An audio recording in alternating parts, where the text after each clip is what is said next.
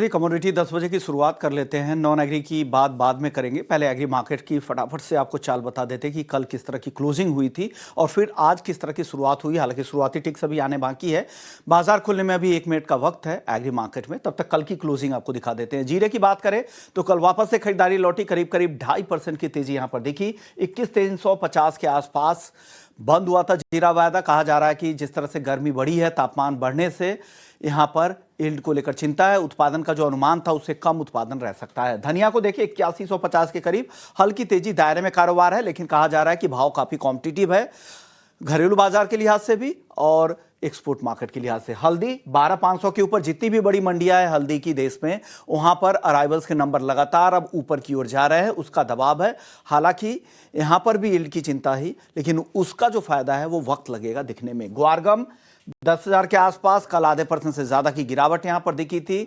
लगातार नरमी का रुख है। एक्सपोर्ट को लेकर अनिश्चितता जो बनी है उससे यहां पर दबाव बना है। ग्वार सीड 5,270 के नीचे, मांग में स्थिरता है। हालांकि अराइवल्स के नंबर भी अब मंडियों में काफी कम हो चुके हैं। ग्वार सीड के बाद अब बात करते हैं कैस्टर की, जहां पर उत्पादन ज्यादा रहने का अनुमान है, करीब 8%। वहीं नए सीजन में कहा जा रहा है कि रकबा भी कम रहेगा, खेती भी कम होगी। हालांकि भाव पर उसका बहुत ज्यादा असर नहीं था। लोअर लेवल से थोड़ी रिकवरी हमने देखी थी, लेकिन उसके बाद से स्थिरता दिख रही है। कैस्टर के बाद अब कॉटन के ही काउंटर की बात करते हैं तो कपास एनसीडीएक्स का काउंटर है, अप्रैल वायदा 1460 के ऊपर है। हल्की तेजी यहां पर कल दिखी थी, सीमित दायरे में, क्योंकि यहां पर डिमांड काफी कमजोर है, ग्लोबल मार्केट में सप्लाई ज्यादा है। कपास खाली देखिए 2640 तक लुढ़क गया, लगातार यहां पर गिरावट है। कहा जा रहा है कि ये यहां पर डिमांड उस तरह की नहीं है। आइस कॉटन 64 सेंट तक लुढ़क कर आ चुका है, यानी ग्लोबल सप्लाई काफी ज्यादा है।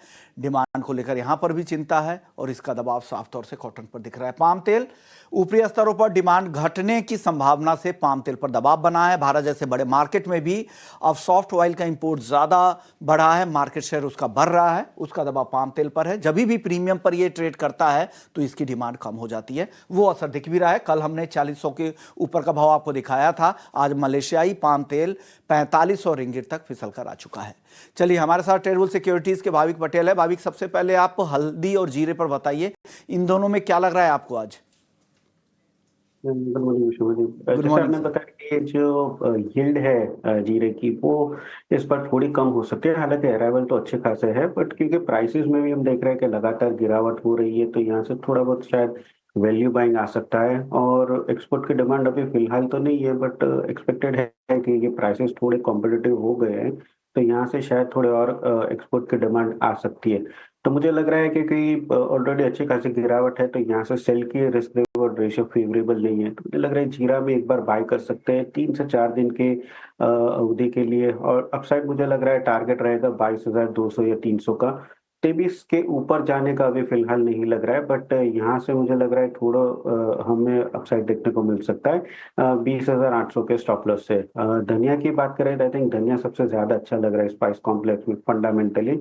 उसमें मुझे लग रहा है कि अभी भी बाय करके चल सकते हैं 8300 के टारगेट के लिए, और स्टॉप लॉस रख सकते हैं 8003 का। बट हल्दी की बात करें तो हल्दी में मुझे लग रहा है अभी भी अराइवल्स जिस हिसाब से आ रही है, इस हिसाब से अभी भी एक्सपेक्टेड है कि थोड़ा बहुत दबाव यहाँ पे रह सकता है। तो हल्दी में मैं बेच के चलने की रिकमेंडेशन करूंगा अराउंड 13,200 के आसपास, 12,200 के टारगेट के लिए, और 13,800 का स्टॉप लॉस रहेगा। तो जीरे और धनिया मुझे बाय लग रहा है, हल्दी में मुझे लग रहा है थोड़ी बिकवाली आ सकती है। और हल्दी में थोड़ी और गिरावट इनको लग रहा है, क्योंकि अराइवल्स के नंबर काफी ज्यादा है, उससे थोड़ी और गिरावट बची है। लेकिन जीरा और धनिया, लेकिन धनिया में कन्विक्शन ज्यादा इनको दिख रहा है।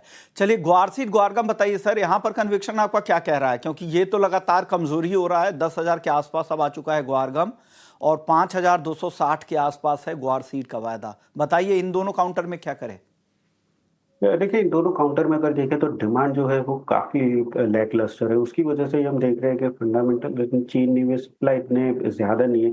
बट डिस्पाइट कम सप्लाई हम देख रहे हैं कि डिमांड नहीं आ रही है, और प्राइसेस जो है वो अपसाइड सस्टेन नहीं कर पा रहे हैं। हालांकि अभी सपोर्ट के करीब है, बट मुझे लग रहा है ये सपोर्ट भी शायद ब्रेक कर सकता है, क्योंकि 5,400 के ऊपर सीड और 10,400-500 के ऊपर गम वो दोनों सस्टेन नहीं कर पा रहा है। तो मुझे लग रहा है कि ये जो बिग वाली है वो कंटिन्यू रह सकती है। सीड में शॉर्ट कर सकते हैं 5300 के करीब, 5200 के टारगेट के लिए, और 5350 का स्टॉप लॉस रख सकते हैं। और गम की बात करें तो गम आज 10,000 के नीचे आ चुका है। अभी लग रहा है नेक्स्ट टारगेट जो होगा वो 9,900 का होगा। तो यहाँ पे भी शॉर्ट कर सकते हैं 9,900 के टारगेट के लिए, और 10,100 का स्टॉप लॉस रहेगा। ओके, कॉटन केक आपको कैसा दिख रहा है? अब तो काफी गिर गया है, कई सत्रों से 1-1% के आसपास की गिरावट दिख रही है। और गिरावट बची है क्या कॉटन केक में? कॉटन केक में अगर देखें तो सपोर्ट के नजदीक है। जैसे हमने पहले भी देखा था 2024 के दिसंबर के अराउंड के, दो 2620 से 2600 के आसपास जो था वहां से थोड़ा बहुत बाउंस हुआ था। जैसे कि अभी देख रहे हैं कि फंडामेंटल तो वीक है, सप्लाई ज्यादा है, डिमांड अगर देखें इनफैक्ट आइस कॉटन की भी जैसे आपने बोला 65 सेंट आ चुका है। तो ओवरऑल इस बार मैक्सिमम सप्लाई है एक्सपेक्टेड है, और ये टैरिफ की वजह से जो डिमांड है ग्लोबल की वो भी एक्सपेक्टेड है कि कम ही रहेगी। तो यहाँ से मुझे ज़्यादा उछाल नहीं देखने को मिल रहा है, बट जिस हिसाब से अभी सेलिंग प्रेशर है वो थोड़ा कम हो सकता है, क्योंकि अभी सपोर्ट ज़ोन के करीब आ चुका है। तो अभी भी मैं बोलूँगा कि एटलीस्ट वेट कीजिए, यहाँ से बाय मत कीजिए, बट शॉर्ट भी मत कीजिए, क्योंकि सपोर्ट के करीब आ गया है। एक बार 2650 के ऊपर जाता है तो बाय कर सकते हैं, अभी फिलहाल के लिए अवॉइड करना चाहिए। सर, एग्री के बाद नॉन एग्री की बात करते हैं। सोना और चांदी आज काफी मुनाफा वसूली दिख रही है। कल भी गिरावट थी, वो एक्सटेंड हो रही है। अब 85,000 के नीचे भी सोना आ चुका है, 84,700 तक फिसल चुका है। आज करीब 600 रुपए की गिरावट दिख रही है। चांदी का मई वायदा, जो अगला कॉन्ट्रैक्ट होगा 5 मार्च की एक्सपायरी के बाद, वो आज 1,000 रुपए तक कमजोर है। क्या अब गिरावट और गहराएगी? क्या यहां से और गिरावट दिखती है सोने और चांदी में? अभी फिलहाल तो लग रही है।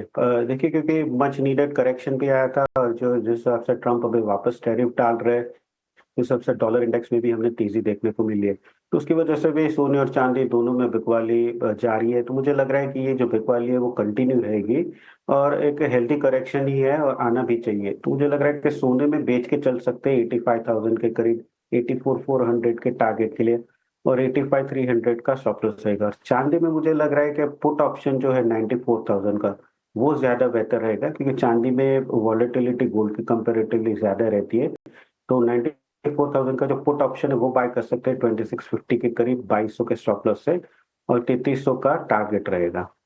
ओके, तो सोना आपको बेचना है और चांदी में पुट खरीदना है, यानी दोनों में मंदी की पोजीशन बनानी है, लेकिन यहां पर पुट के जरिए जाए, क्योंकि चांदी का मार्केट काफी वॉलेटाइल रहता है। तो 94,000 के स्ट्राइक के पुट खरीदें, और वहां पर फ्यूचर्स में सेल करने की सलाह गोल्ड की है। इनको लगता है कि 84,400 तक ये भाव फिसल सकता है। अब क्रूड की बात करते हैं। क्रूड में कल करीब 2% की रिकवरी दिखी थी 2 महीने के निचले स्तरों से, लेकिन आज फिर से दबाव है। क्या फिर से दबाव और बढ़ने वाला है क्या कच्चे तेल पर? कच्चे तेल में अपसाइड जरूर से लिमिटेड रहेगी, बट कल के जो न्यूज है कि यूएस ने जो शेवरॉन का लाइसेंस है जो वेनेजुएला में टैकल कर रहे हैं, वो थोड़ा निकाल दिया है। तो उसकी वजह से थोड़ा मार्केट सप्लाई जो है वो टाइट हो सकता है, जिसकी वजह से मुझे लग रहा है आज के दिन शायद पॉजिटिव देखने को मिल सकता है, बट कल से वापस गिरावट आ सकती है। बट आज के दिन मुझे लग रहा है एक बार 6150 का जो कॉल ऑप्शन है वो बेहतर रहेगा, वो बाय करके चल सकते हैं 135 के करीब, 100 का स्टॉप लॉस है, और 190 का टारगेट रख सकते हैं। ओके, तो 6,150 के स्ट्राइक की कॉल खरीदे 17 मार्च वाली। 135 पे 190 तक जा सकता है। सिर्फ ये आज के लिए कॉल है, टारगेट अचीव ना भी हो तो ये पोजीशन काट ले। अगले हफ्ते के लिए, जो अगला ट्रेडिंग डे है, उसके लिए भावी को लगता है फिर से दबाव बन सकता है, तो इस कॉल से आज ही निकल जाए। चलिए, अब बताइए बेस मेटल्स में। बेस मेटल्स में आज आपको क्या पसंद आ रहा है सर?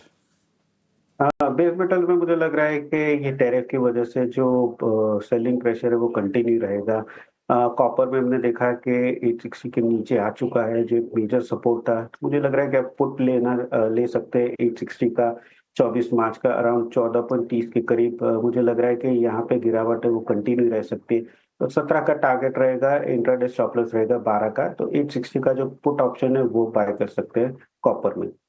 860 के स्ट्राइक की पुट खरीदे 14 रुपए 30 पैसे पे, 17 का टारगेट, 12 का स्टॉप लॉस। शुक्रिया भावी पटेल जी, आपने वक्त निकाला एग्री मार्केट और नॉन एग्री मार्केट पर राय रखा।